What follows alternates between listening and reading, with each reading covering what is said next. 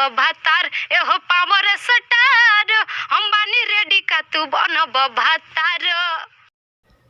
तो नमस्कार प्रणाम दोस्तों, मेरे चैनल में आप सभी का बहुत बहुत स्वागत है। जी हाँ दोस्तों, भोजपुरी का सबसे बड़ा अपडेट आ गया। सुपर स्टार पवन सिंह से शिवानी श्रेया आप करेंगी शादी। हाँ दोस्तों, आपने सही सुना, अब शिवानी श्रेया करेंगी पावर स्टार पवन सिंह से शादी। तो दोस्तों, भोजपुरी इंडस्ट्री में बहुत ही ज्यादा विवाद बढ़ता जा रहा है। वहीं पवन सिंह को खेसारी लाल एक शो के दौरान बोले थे पवन सिंह बूढ़े हो गए हैं और मर भी जाएंगे फिर भी कुछ नहीं कर पाएंगे।